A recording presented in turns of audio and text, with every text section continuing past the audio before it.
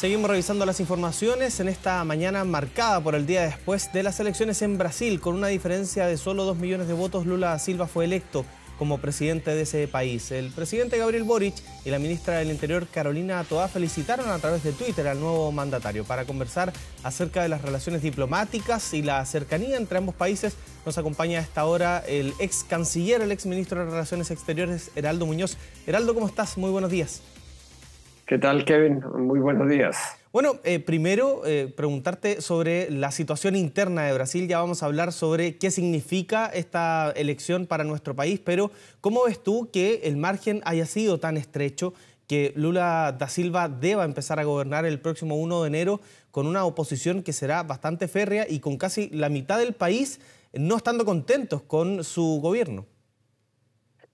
Bueno, esta ha sido una elección de segunda vuelta extremadamente reñida. Como tú dices, los resultados así lo demuestran. Han sido el resultado más estrecho de una elección presidencial desde que se restableció la democracia. Y por lo tanto, eso significa que tenemos a un Brasil hiperpolarizado.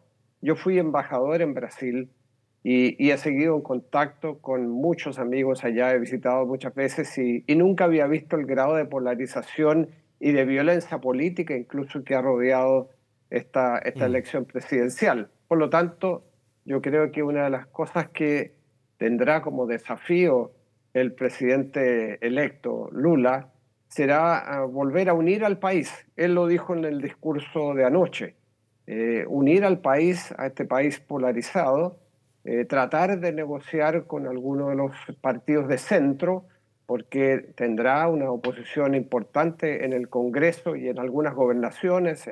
En Brasil las gobernaciones son extremadamente importantes, no es solo el Parlamento.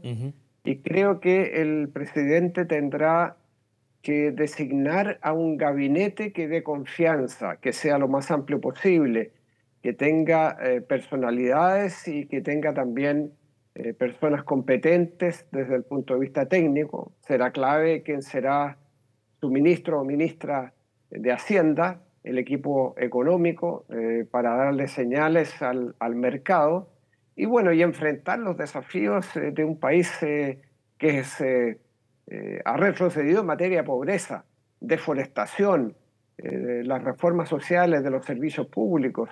Todo eso será materia que requerirá a un Lula distinto en un país distinto y con un presidente, Bolsonaro, que hasta este momento guarda silencio y no reconoce todavía el triunfo de Lula da Silva.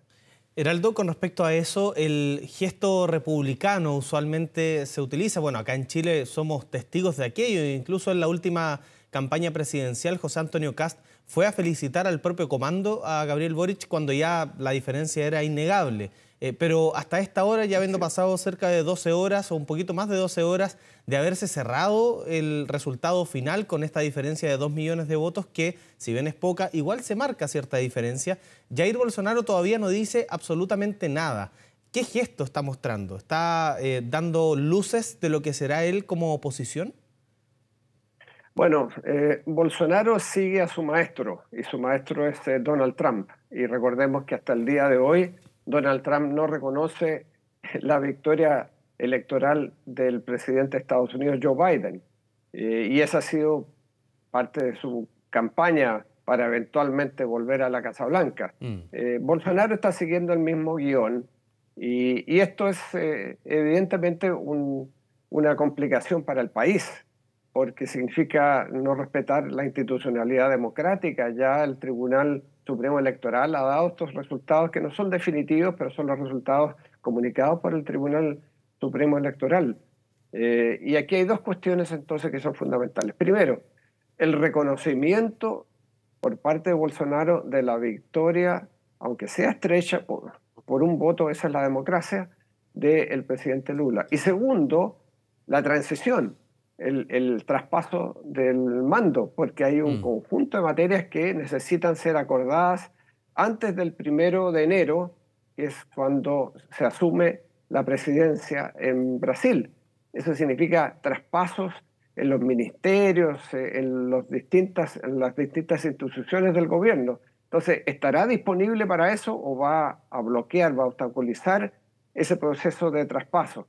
Esas son preguntas que todavía no podemos responder porque, como tú dices, hasta este momento, y yo he seguido Brasil desde hace mucho tiempo y ahora de manera más inmediata, hasta este momento no hay ninguna palabra, hay silencio absoluto de Bolsonaro. Hagamos el nexo con nuestro país y después nos vamos a la región. Heraldo Muñoz, te lo planteo de esa manera porque hay un fenómeno, tú hablabas de un guión que se repite y en la región se está repitiendo un guión donde la centroizquierda ha ganado terreno, pero donde las oposiciones también le han ido ganando a los oficialismos. Ya vamos a entrar a eso, pero antes hagamos el nexo con nuestro país. Un país, nuestro país, Chile, con Brasil, que siempre ha tenido buena relación, pero que desde la llegada del presidente Gabriel Boric se ha marcado un punto de tensión con un embajador que ha sido nombrado, pero no ha sido reconocido precisamente en Brasil. Este escenario debiese cambiar, entendiendo que Gabriel Boric tiene cierta cercanía y afinidad política con Lula da Silva a partir del próximo 1 de enero, ¿no? Así es. Bueno, yo creo que el triunfo de Lula es una buena noticia para las relaciones bilaterales porque espero que eh, vuelvan al cauce normal de relaciones de Estado. El ideologismo de Bolsonaro ha sido muy perjudicial, ha aislado a Brasil de muchos países, no solo de la región. La relación con Argentina es pésima, la relación con el presidente Joe Biden es muy mala. La reunión bilateral que se hizo en la Cumbre de las Américas, porque Bolsonaro había dicho que no asistiría, una suerte de transacción, de negociación para que asistiera a esa reunión Bolsonaro, fue no tensa, pero claramente había una distancia entre los dos mandatarios.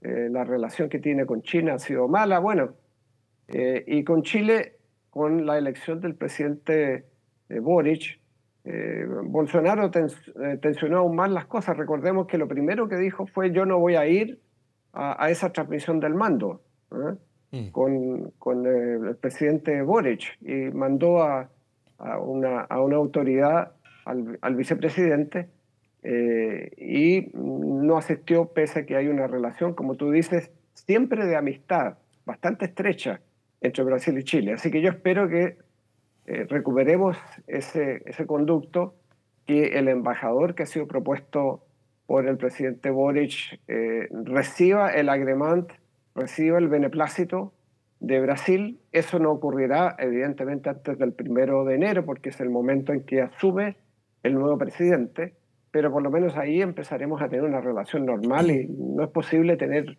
un embajador de Chile que no está acreditado en Brasil. Así que espero que vuelvan a los cauces normales, más allá de la sintonía que hay ideológica, política, entre Boric y Lula. Eso es importante, pero aquí hay que preservar las relaciones de Estado, porque la relación de Chile con Brasil es multidimensional. Ahí están las principales inversiones de Chile en el exterior, están en Brasil. La relación comercial es de las más importantes que Chile tiene. La relación cultural, incluso los lazos militares que hay entre las Fuerzas Armadas de ambos países. Y bueno, en definitiva es una relación muy completa y hay que recuperarla. Heraldo, usted que fue embajador justamente en Brasil nos comentaba de esa experiencia. ¿Qué ocurre cuando hay un embajador nombrado desde Chile y no ha sido reconocido por el país de destino, en este caso Brasil? ¿Las relaciones diplomáticas están en estricto rigor en pausa o se sigue trabajando de manera diplomática pero sin un representante oficial? ¿Cómo es esa situación? No, las relaciones siguen normalmente, no están en pausa, porque hay un encargado de negocios, y de hecho hay un encargado de negocios en Brasilia, que en mis tiempos de embajador trabajó conmigo, conoce muy bien el país, pero no es lo mismo un encargado de negocios que un embajador. Un embajador, por algo, es un embajador plenipotenciario que representa al Estado, pero también al gobierno, y eso significa entonces que la capacidad de acceder a los principales círculos de poder en Brasil es mayor para un embajador que para un encargado de negocios, y eso significa entonces que puede promover los intereses de Chile en Brasil de una manera que un encargado de negocios no puede, pero la relación en todo caso continúa, no se suspende de ninguna manera. Hablando de Pero es anormal. sí, hablando de relaciones diplomáticas y relaciones dentro de la región, ayer en la mañana, después de votar, Lula da Silva llamaba a recomponer el Mercosur, la UNASUR, a generar un banco latinoamericano, a tener una relación cercana con los vecinos, decía él, para generar un campo de influencia lejos, es decir, en la Unión Europea, en discusiones con Estados Unidos. ¿Tú crees que con la llegada de Lula el próximo 1 de enero al mandato en Brasil, esto se pueda generar, que la región pueda volver a tener un peso importante con Brasil dentro de estas relaciones, entendiendo que antes con Jair Bolsonaro se vino hacia adentro, podríamos decir, Brasil? Bueno, yo lo que espero es que tengamos una mayor concertación latinoamericana para tener un peso que no tenemos para nada. La gravitación de nuestras regiones es nula. No fuimos capaces siquiera de habernos puesto de acuerdo para comprar conjuntamente vacunas como región, lo que hubiera significado abaratar los costos y haber tenido un sentido de cooperación mínima. Ni siquiera eso ocurrió. Entonces, bueno, con Lula podría existir la posibilidad que se retomen algunas iniciativas regionales. Ahora, hay que ser muy cauto porque el discurso integracionista es muy fuerte, pero la realidad de integración es muy deficitaria. Entonces, una cosa es el discurso y otra es la realidad. Yo soy partidario de un regionalismo con realismo. Es decir, que se puede avanzar todo lo posible, todo lo necesario en materia de integración, pero dejar de lado la dimensión más burocrática, de grandes reuniones, que al final ayudan poco si es que no están acompañados de voluntad política para eliminar los obstáculos que existe para la integración. En el pasado nosotros impulsamos lo que se denominó una integración en la diversidad, colocando en más o menos en sintonía la Alianza del Pacífico por un lado y el Mercosur. Pero el Mercosur enfrenta problemas internos y eso hay que reconocerlo. Seguramente con Lula ahora va a recibir un nuevo impulso. Entonces hay que ver modalidades concretas para esa integración, para ese regionalismo y para que la región tenga un poco más de peso. Yo creo que Lula va a tener una responsabilidad. La comunidad internacional, el mundo está mirando a Brasil ahora respecto a cuestiones como la deforestación y el cambio climático. Eso es fundamental. Lo que haga Brasil para detener la deforestación, que en estos momentos los bosques de la Amazonía están contribuyendo menos al cambio climático por la deforestación. Eso es una situación extremadamente preocupante, fuera de la situación humanitaria de los pueblos indígenas que han sido atacados por lo que se denominan los garimpeiros, que son estas personas que van a deforestar, ya sea por la madera o por la minería. Aquí entonces, si queremos hablar con una sola voz, Brasil va a tener que hacer lo suyo y yo creo que Lula tiene ese desafío importante. Heraldo, lo último en términos de radiografía política, si vemos el mapa de Latinoamérica, vemos que gran parte de los países viraron hacia la centroizquierda. Bueno, son las últimas elecciones las que dan cuenta de aquello. ¿Cómo se puede leer este panorama? ¿Esto va a ser positivo a largo plazo o desde el resto del mundo nos van a mirar con un poco de lejanía? ¿Cómo lo ves tú? No, yo creo que nos van a mirar con simpatía, porque un presidente como Gabriel Boric, de una nueva generación, de una izquierda nueva, de una izquierda comprometida de manera fiel con los derechos humanos, independientemente del país que se trate, o Petro, más o menos en la misma sintonía, y un Lula que es de una generación distinta, pero que tiene un gran peso y un carisma que lo ha hecho una persona muy admirada a nivel internacional, de haber venido desde la pobreza a ser presidente ya por tercera vez. Entonces yo creo que ahí hay una posibilidad que nos miren con simpatía y que esta izquierda nueva pueda mejorar la situación primero interna de cada país y luego las relaciones con Europa, con Estados Unidos, donde se verán, creo yo, estos líderes con simpatía, pero no sacan nada con generar simpatía si sus resultados internos y su apoyo es feble.